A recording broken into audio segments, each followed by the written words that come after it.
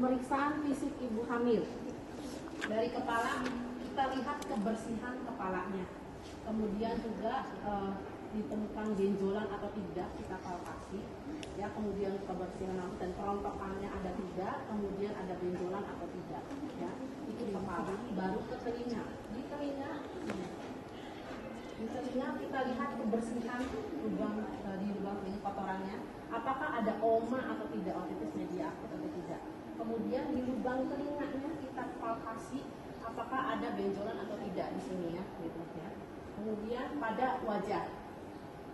Nah, pada wajah di sini kita lihat dari plasma gravidarum dulu ya. Plasma gravidarum adalah tanda pada ibu hamil karena mengalami hipervaskularisasi, jadi agak menghitam dari area hidung sampai ke pipi. Ya, tapi tidak semua ibu hamil itu muncul plasma gravidarum. Ya, ingat ya, nanti kalau ditanya penguji, pengujinya bukan saya, terus tanya, emang iya ibu hamil keluar itu semuanya? Iya Bu. Nah, orang saya enggak. Nah, jadi tidak semua ya, itu ingat ya, plasma gravidarum yang menghitam dari sini sampai ke pipi itu tidak semua ibu hamil muncul ya. Oke, sekarang pada mata kita lihat ya, skleranya ikterik atau tidak, sklera ya. Kemudian konjungtiva itu yang diginiin ya, sambil menggunakan pen light ya, anemis atau tidak konjungtiva ya.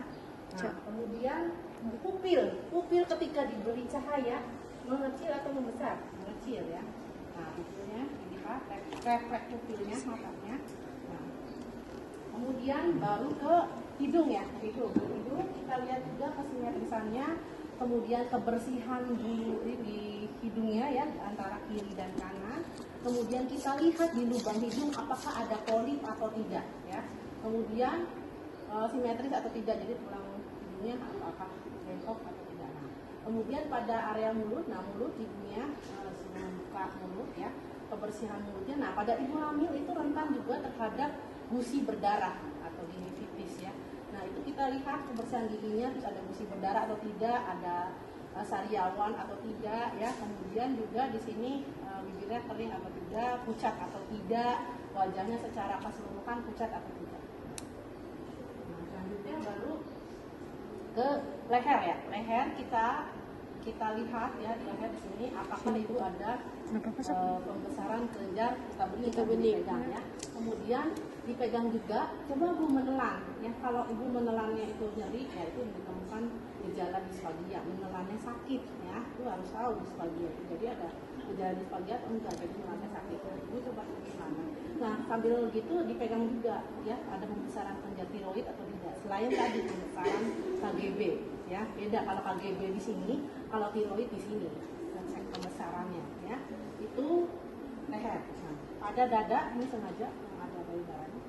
Nah, pada ibu hamil di sini kita juga perlu sekali menginspeksi. Nah, kalau bedanya kalau pemeriksaan fisik di pasien dewasa itu ada sampai ke taktil premitus. Udah belum? Saya tahu.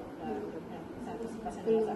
Yang taktil premitus itu yang sampai punggungnya dipegang terus punggungnya suruh ngomong. 77 gitu. SMK ya? Itu yang pemeriksaan fisik pasien dewasa. Nah, kalau pada ibu hamil tidak perlu. Kita perlu mengkaji pada area dada di sini adalah payudara dulu. Kan inspeksi dulu kan. Inspeksi payudara, kita lihat area aerola menghitam atau tidak ya. Karena kalau itu sih menghitam ya normalnya ya. Kemudian juga putingnya membesar, udah mulai membesar. Nah, kalau udah trimester 3 jangan kaget, ada juga yang sudah keluar kolostrum. Ya, kolostrum. Nah, itu sudah mulai tepat diajarkan di basket pada trimester 3. Nah, selanjutnya kita raba ya, apakah ada benjolan atau tidak pada kedua payudaranya ya. Tadi cek juga ada pengeluaran kolostrum atau tidak. Nah, kemudian pergerakan napasnya ya, ada